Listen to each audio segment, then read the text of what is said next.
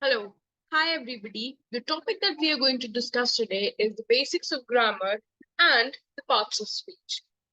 So I'll be sharing a screen in front of everyone and tell me if you can see the screen or not. Right. So I hope that the screen is visible now. Right. So I'll start. Now, what is grammar? First question that can be asked from you would be that what is grammar? We are learning a new topic and we need to have an insight of what the topic is all about. So, grammar contains the rules which guide a particular language. For example, Vyakaran in Hindi, right? In English, we call it English grammar. Now, grammar contains all the rules which help us make our language more easy for others to understand, and also how do we actually need to use the language. For example, I say my name is Aashima. Why can't I say that Aashima is my name, right? So this is how rules help you. They tell you what should come first and what should come next, right? So this is what grammar is all about. Now, I'll tell you a few things about grammar. First of all, what type of questions are asked from us when it comes to grammar? So first thing first is grammar part error, right? Second, grammar based fill in the blanks. I have given you the type here. See, grammar based fill in the blanks. This is a question in front of you. Dash depression can be attributed to being overworked. Now, what do we write for depression? Do we write many depression or do we write much depression? We always write much depression. Why? Because depression is not countable, right? Hence, we write much depression here. Many is used for things that can be counted, right? Now, grammar part error. So in grammar part error, the sentence will be broken into parts and you will have to tell which part of the sentence has an error in it. For example, if the government is bent on conciliatory measures, their intention has produced no effect. Now we know that government is something that is non-living. Here we are not talking about the members of the government. Here we are just talking about government. Now, has somebody seen the government? No, nobody has seen the government, right? We have seen the members of government, but we haven't seen the government itself.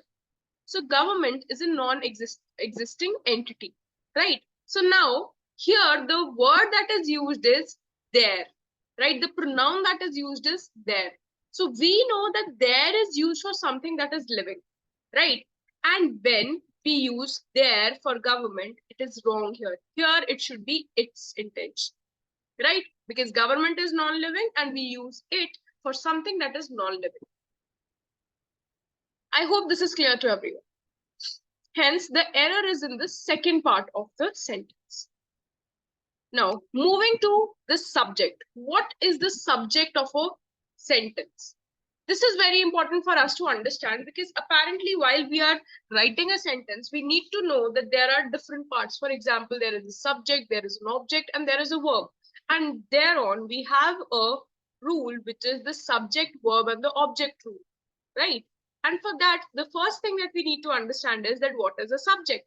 Now, imagine I am talking about the solar system. So the sun is the subject here because everything else revolves around it, right? So subject is the thing in the sentence that is being discussed.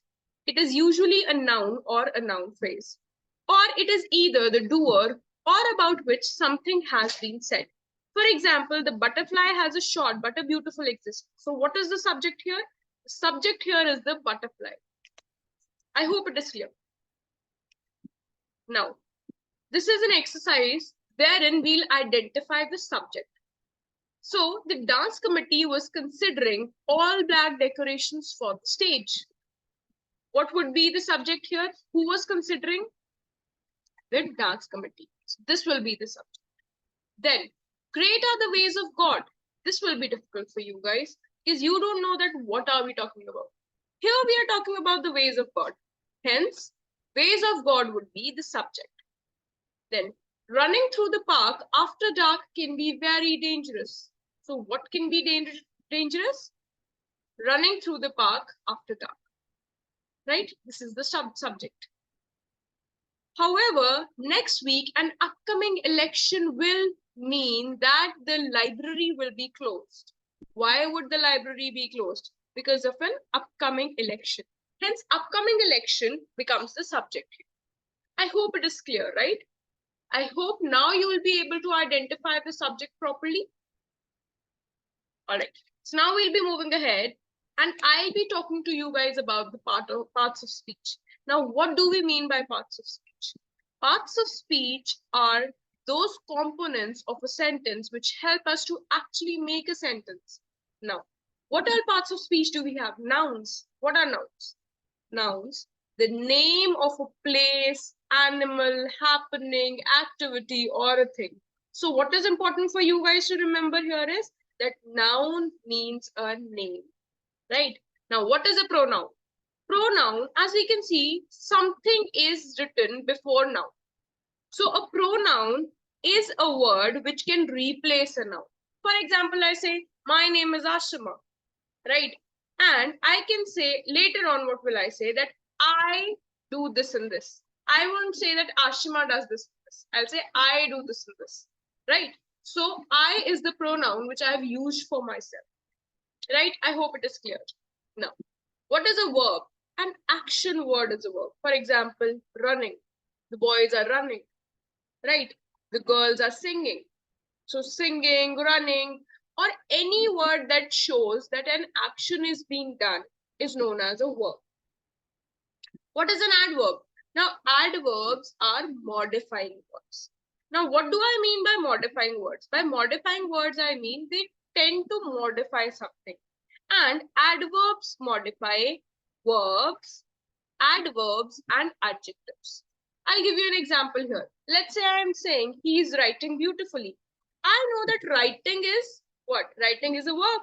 And beautifully is describing how is he writing. So beautifully becomes what? Beautifully becomes adverb. Because it is describing the action. That is the verb. So it becomes adverb. Another thing. He is very cute. So now we know that cute is defining he, right? He is what? He is a pronoun, right? So anything that gives you definition of a noun or a pronoun is known as an adjective, right? So now we know that cute is an adjective here. So what is very here? Very is defining the degree of cute, right? So now this is the adverb.